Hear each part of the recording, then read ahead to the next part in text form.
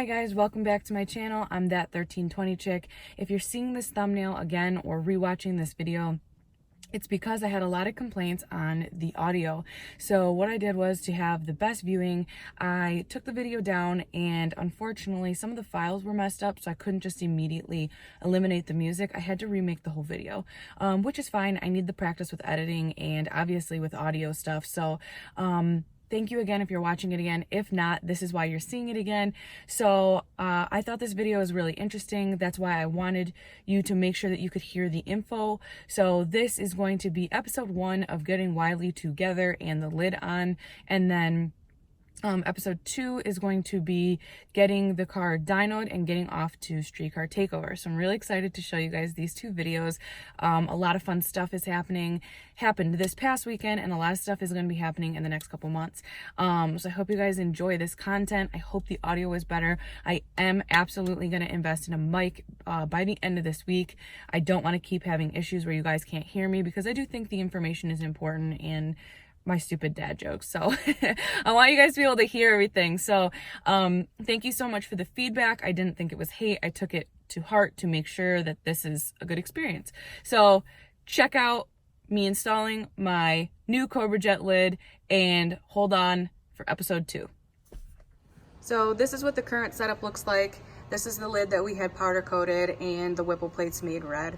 Brian worked for a powder coater at the time, so we were being extra about it. So what we're doing today is we're doing the Cobra Jet lid to give us a little bit more cooling. So I'm going to show you guys the difference once this comes off. I didn't think that it was necessary to kind of show exactly how everything came off, since we've done it kind of a handful of times on the channel.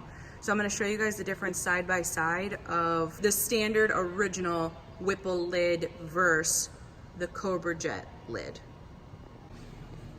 So this may look the same as a regular Whipple lid, but the difference is there's a 1-inch spacer here. So this spacer plate gives us more cooling and thickness. So the point of this is that we're going to be able to run a little bit more boost through the car. I wanted to clarify that the lid is not giving us more boost. We are going to be running a smaller upper pulley, and this will be able to handle more boost and keep the car cooler. If you haven't been on the channel before, I guess I haven't really done a ton of info on the Whipple before. My car makes 885 to the tire on 14 pounds of boost. So we're hoping to get 16 out of this, and we'll be able to keep it 6 rib still. So I'm trying to do, I guess you could say, a max 6 rib build. And then once I kind of get my 949, which is my little micro goal, then I think we're going to try to go to 10 rib, and when we're not broke. So this also includes, I think that we're going to want to do, Whipple has another intake that we're going to do at some point too. Just a matter of time. We're kind of on the crunch down now for getting the things ready for Mustang Week and Mod Nationals and things like that. So we'll see. So you probably haven't seen these before. Brian and I had them made from S&W Race Cars. Thank you guys very much. We had these made. They are key member spacers. So the reason that we did this is I didn't want to do drop mounts, and I really didn't want to do a different hood. So I think that's going to be, that usually comes up in conversation of why I didn't just do a cowl. These cost us with shipping $100.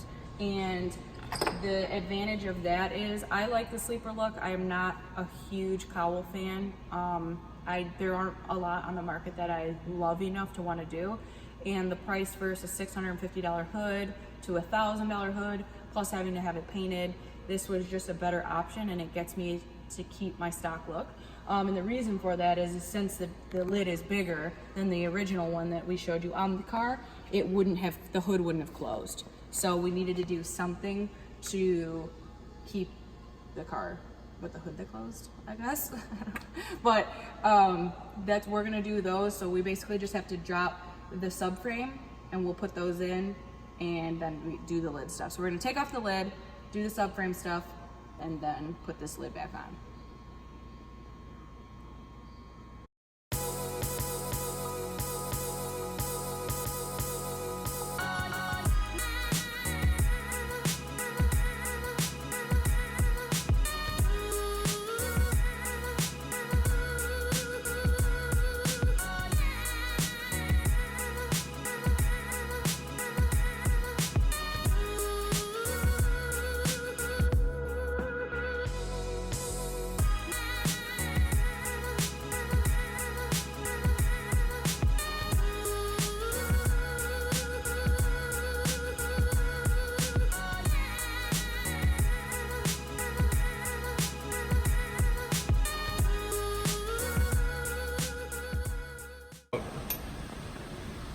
Is that because you think it's me and I'm retarded? No. I don't know, you've been kind of mean lately. No. There's some followers that... Damn. Damn, look at this science work you got going on here. According to some subscribers, Yeah. they'll take me off your hands. I'm sure they will. What you doing, Joe? I am putting the front bolts in. So this is the new intercooler brick. This is the old one. We are gonna send this back to Whipple. We are putting this one on, and this is now you can see why it's gonna sit up so much higher and why we ended up having to do what we're doing with the K-member spacers.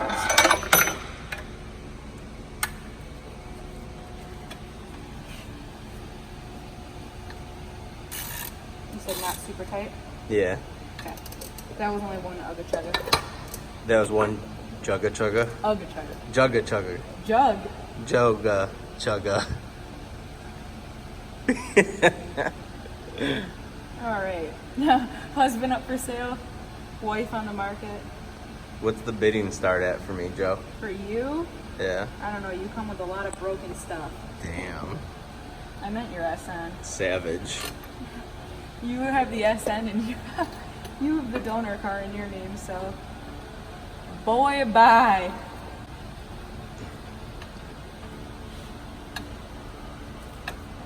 I'll give you the focus. Oh, wow. Out of the kindness of my heart. What a gift. You're so kind. I know. Okay. Alright. So we did the 10 mil in the back already. It is good to go. And now we just have to put these in the front. But if you can see, the little seals came out on mine. So we're going to put new ones in and then put all these fittings back in. Unfortunately, this lid is very heavy. So please don't judge me trying to lift this with Brian because I'm a little useless. Okay. Okay.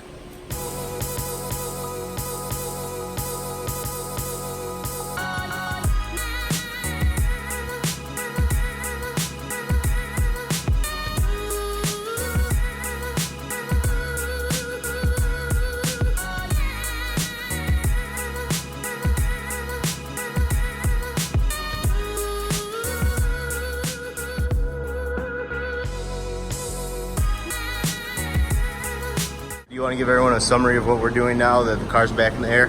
Yeah, so now that everything is up and we have the lid assembled, we are going to be dropping the K-member. So we're doing it for the K-member spacers. So what we're going to do is we're going to basically put something here to kind of hold the K-member, and then we're going to be able to kind of slide it in on one side and slide it in. So we're not going to actually have to completely drop it. Okay. Okay. Got it. Thanks, Joe. You're welcome, Brad. I was filming like a peasant. In what? Vertical.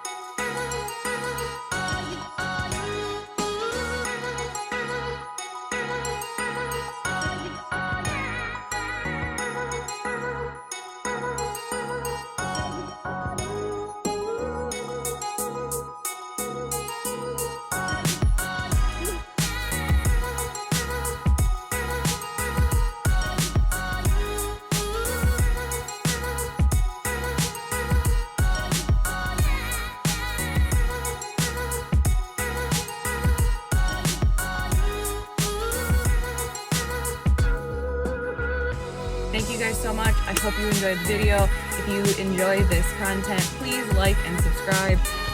Again, like I said earlier, hold on for episode 2 because you are going to want to see what happened at the racetrack.